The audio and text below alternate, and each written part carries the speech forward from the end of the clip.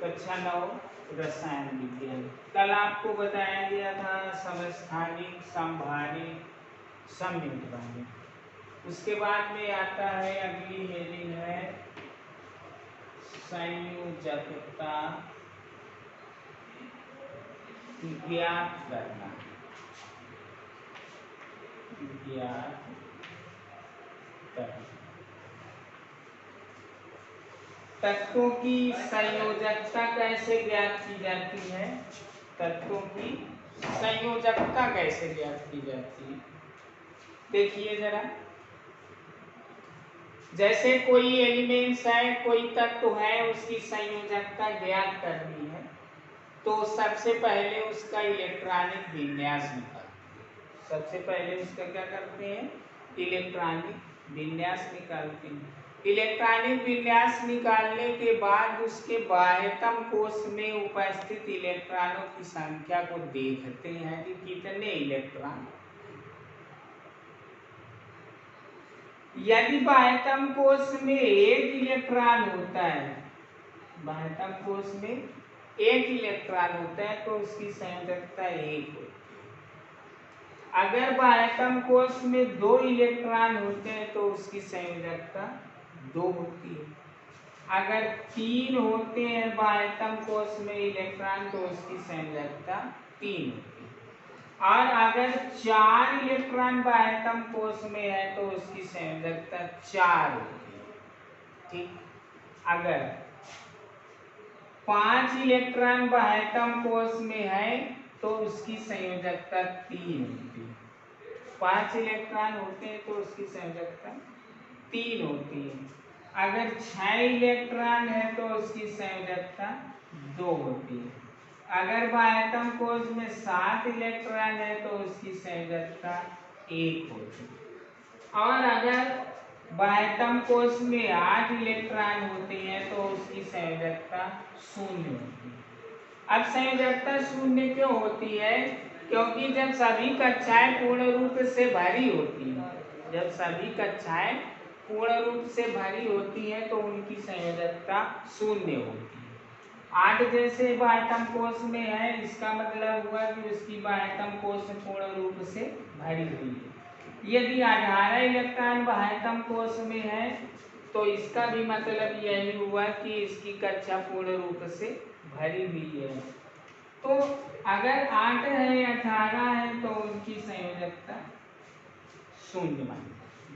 अब तो यहाँ तो समझ में आ गया कि 1 है, 2 है, 3 है, 4 है, तो 1 1 2 3 4।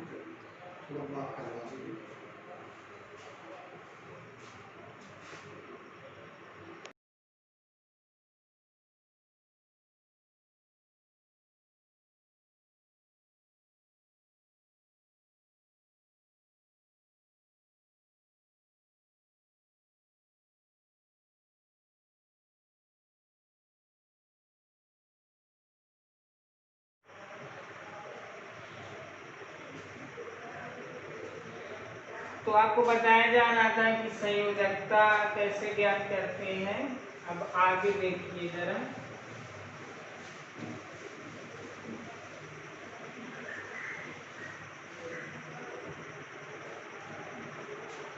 जैसे मान लेते हैं यानी है, ठीक है, यानी इसका परमाणु क्रमांक 13 होता है। इसका इलेक्ट्रॉनिक विन्यास निकालेंगे तो 2 8 1। तो ये अपना स्टेप पूरा करने के लिए एक इलेक्ट्रॉन का त्याग करेगा और अपना स्टेप पूरा करने के लिए कोई भी परमाणु अपने इलेक्ट्रॉन त्याग करे या ग्रहण करे तो जितने इलेक्ट्रॉन त्याग करता है वही उसकी संयोजकता होती है, या जितने इलेक्ट्रॉन ग्रहण करता है वही उसकी संयोजकता होती है। जैसे इस समय ये अपना स्टेप पूरा करेगा तो एक इलेक्ट्रॉन का त्याग करेगा, एक इलेक्ट्रॉन का त्याग करेगा तो इसकी संयोजकता कितनी होगी? 1, इसकी संयोजकता 1। अब जैसे Mg होता है, Mg का 12 होता है तो 2 8 2, इसकी संयोजकता कितनी होगी?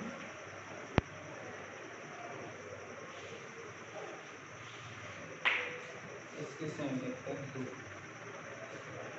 जैसे AN बराबर 13 होता है तो बराबर 2R। तो ये अपना स्टेप पूरा करने के लिए 3 इलेक्ट्रॉन त्याग करेगा तो संयोजकता इसकी होगी 3।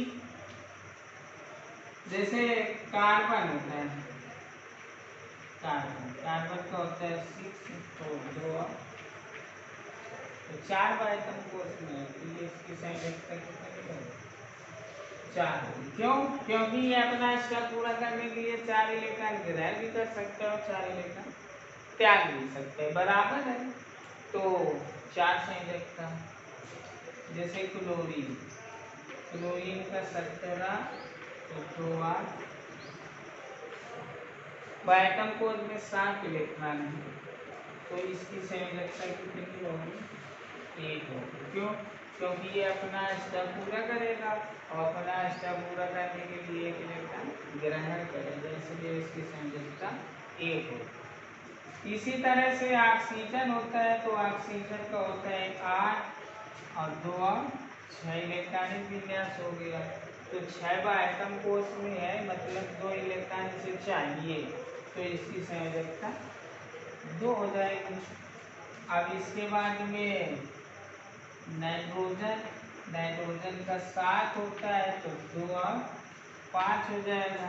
तो 5 आइटम कोष में है तो ये अपना स्टेप पूरा करने के लिए 3 इलेक्ट्रॉन ग्रहण करेगा और जब 3 इलेक्ट्रॉन ग्रहण करेगा तो इसकी संयोजकता 3।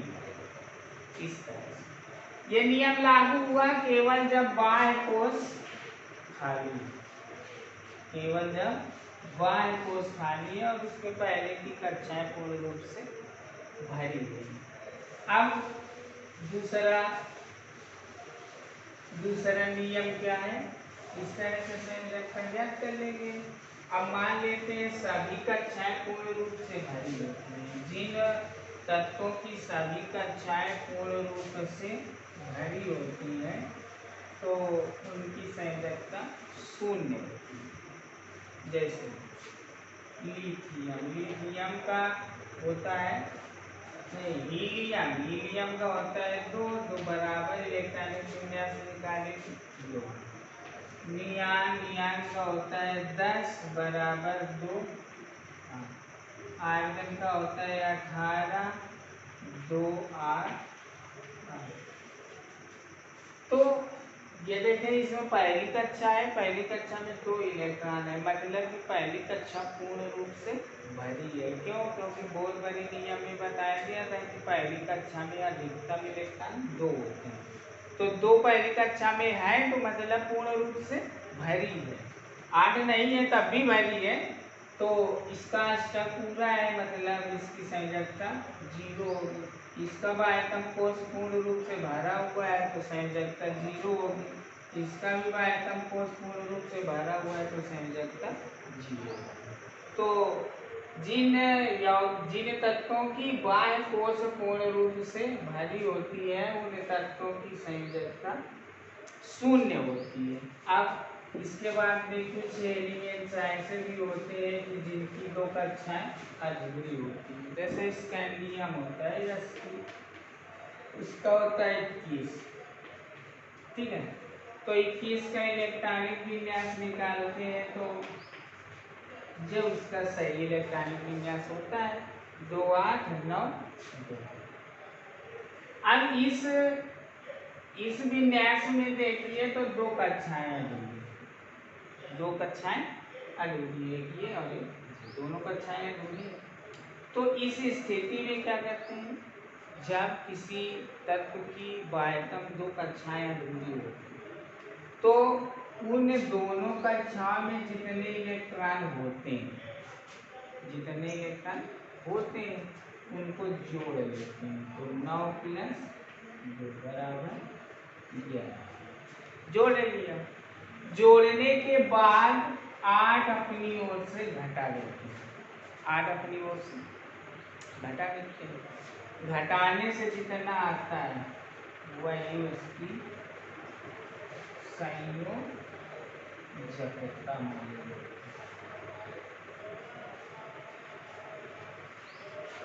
बात समझ में आ गई? भाई जब दो कक्षाएं अधूरी हो तो बाह्यतम कोश में दोनों कक्षाओं में जितने इलेक्ट्रॉन होते हैं उनको जोड़ लेते हैं और जोड़ने के बाद में 8 घटा देंगे, जितना शेष आएगा वही उसकी संयोजकता है। ठीक है। अब इसके बाद में आता है कि इलेक्ट्रॉन, प्रोटॉन, न्यूट्रॉन के गुणों की तुलना कैसे की जाती है। मतलब प्रश्न पूछ लिया जाए कि न्यूट्रॉन में आवेश कितना होता है और प्रोटॉन में आवेश कितना होता है, इनका द्रव्यमान कितना होता है, इनके प्रतीक क्या होते हैं, इनके खोजकर्ता क्या होते हैं। तो ये आपको जो है इसके एक सारणी के आधार पर बताया जा रहा है कि किस तरह से तुलना होती है। मीन्स सभी जो कण हैं प्रोटॉन, न्यूट्रॉन और इलेक्ट्रॉन, तो इसमें जो है कैसे तुलना करेंगे। तो एक सारणी बना देते हैं, तो उससे जो है आपको एक जगह लिख दी जाएगा और नोट भी कर लेंगे और उससे देखकर आप बता देंगे कि इसका आवेश पर आवेश कितना होता है। ठीक है, इसका द्रव्यमान कितना होता है, इसके खोजकर्ता कौन है। ठीक, तो देखिए सारणी बनाई जा रही है आपको, और इस सारणी के माध्यम से आपको पता चल जाएगा। देखिए जरा, देखिए बताया गया कि सारणी आपको बताई जा रही है। तो ये प्रोटॉन, न्यूट्रॉन और इलेक्ट्रॉन के समस्त गुण हैं। देख लीजिए जरा, जो प्रोटॉन होता है उसमें आवेश पाया जाता है 1.6 × 10⁻⁻⁹ कूलम प्रोटॉन का, और न्यूट्रॉन पर आवेश पाया जाता है 0। मतलब न्यूट्रॉन पर कोई आवेश नहीं होता है, अर्थात उदासीन होता है। इलेक्ट्रॉन पर जो आवेश होता है वो -1.6 × 10⁻⁻19 कूलम है। इलेक्ट्रॉन पर जो आवेश होता है वही प्रोटॉन पर आवेश होता है, किंतु प्रोटॉन पर धनावेश होता है और इलेक्ट्रॉन पर ऋण आवेश होता है। अंतर ये होता है। अब इसके बाद में बारी आती है द्रव्यमान की।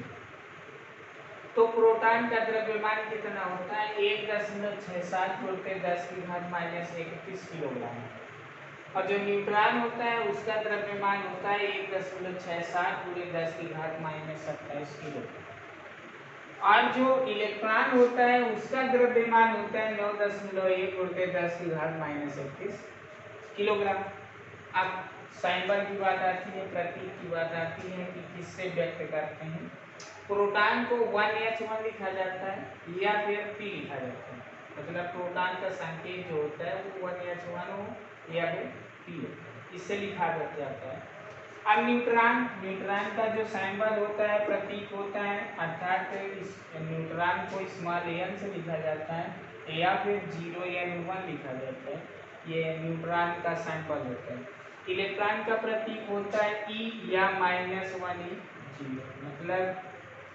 मतलब क्या हुआ कि इसको E से प्रदर्शित करते हैं या फिर -1E 0 से प्रदर्शित करते हैं। अब आते हैं खोजकर्ता। तो प्रोटॉन के जो खोजकर्ता माने गए वो है रदरफोर्ड। 1919 में इन्होंने प्रोटॉन की खोज की। न्यूट्रॉन की खोज 1932 में जेम्स चैडविक ने की थी। इलेक्ट्रॉन की खोज जे टॉमसन ने 1897 ईस्वी में की थी। तो ये गुण जो है प्रोटॉन, न्यूट्रॉन और इलेक्ट्रॉन के हो गए।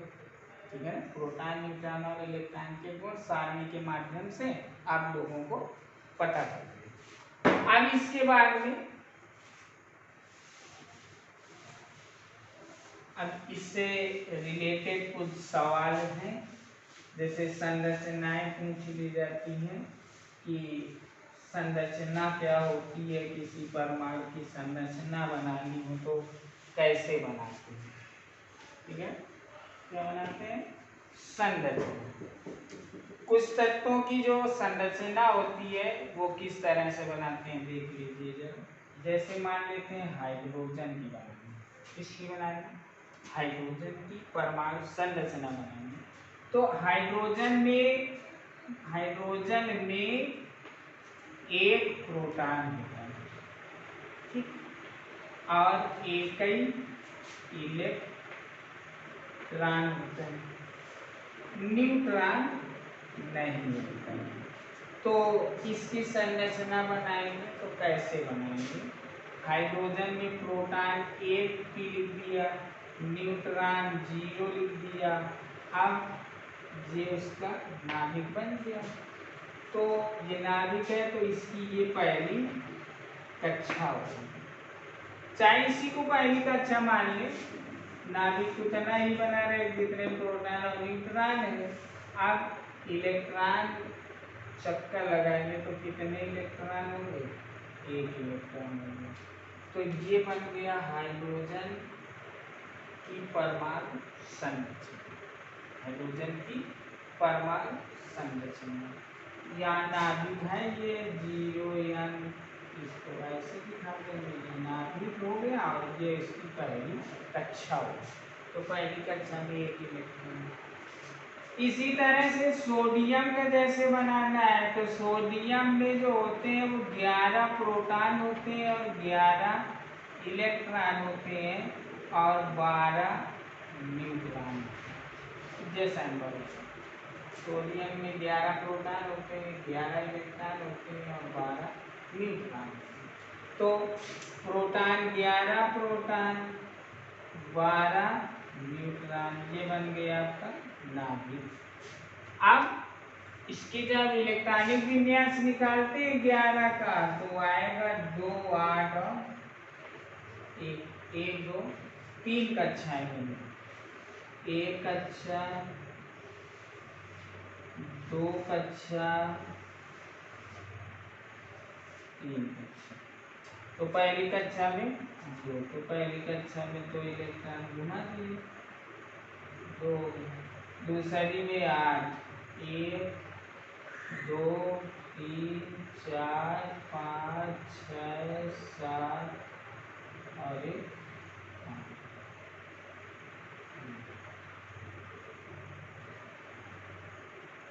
आगे। तीसरी कक्षा में केवल 1, तो ये केवल 1 घुमा दिया गया। तो ये बन गया सोडियम परमाणु की संरचना।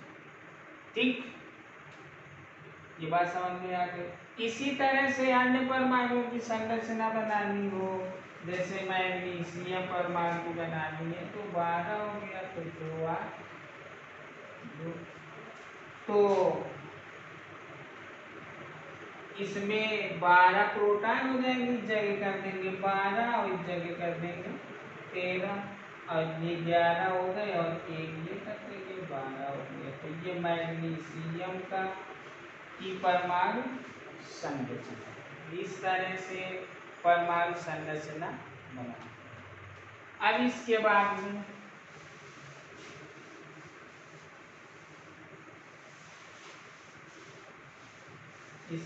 में एक प्रश्न पूछा जाता है कि जो परमाणु होते हैं वो किन मूलकणों से मिलकर बना होता है। तो उसका उत्तर होता है कि परमाणु 3 मूलकणों से मिलकर बना होता है, प्रोटॉन, न्यूट्रॉन और इलेक्ट्रॉन। प्रोटॉन, न्यूट्रॉन और इलेक्ट्रॉन, ये 3 कण होते हैं। अगर प्रश्न पूछा जाए कि परमाणु के नाभिक में कौन कौन से कण होते हैं, तो केवल प्रोटॉन और न्यूट्रॉन होते हैं। जो इलेक्ट्रॉन होते हैं वो नाभिक के चारों ओर चक्कर लगाया करते हैं, नाभिक के चारों ओर चक्कर लगाया करते हैं।